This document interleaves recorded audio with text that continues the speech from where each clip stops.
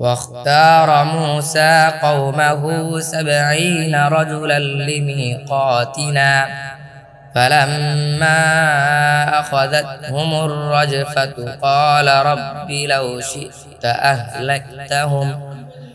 أهلكتهم من قبل وإياي أتهلكنا بما فعل السفهاء منا إن هي إلا فتنتك تضل بها من تشاء وتهدي من تشاء أنت ولينا فاغفر لنا وارحمنا وأنت خير الغافرين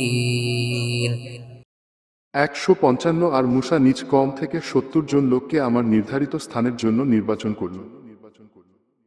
অতঃপর যখন ভূমিকম্প তাদেরকে পাকড়াও করল তখন সে বলল, হে আমার রব, আপনি চাইলে ইতোপূর্বে এদের ধ্বংস করতে পারতেন এবং আমাকেও। আমাদের মধ্যে নির্বোধরা যা করেছে তার কারণে কি আমাদেরকে ধ্বংস করবেন? এটা তো আপনার পরীক্ষা ছাড়া কিছু না। এর মাধ্যমে যাকে চান আপনি পথভ্রষ্ট করেন এবং যাকে চান হিদায়াত দান করেন। আপনি আমাদের অভিভাবক, সুতরাং আমাদের ক্ষমা করে দিন এবং আপনি উত্তম ক্ষমাশীল।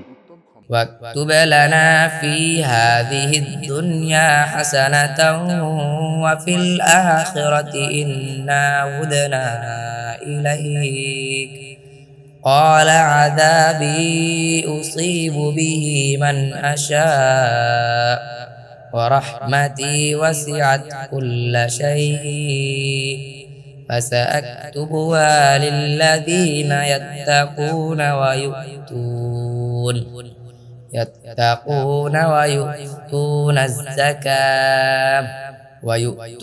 الزكاة والذين هم بآياتنا يؤمنون 156 আর আমাদের জন্য এ দুনিয়াতে ও আখিরাতে কল্যাণ লিখে দিন।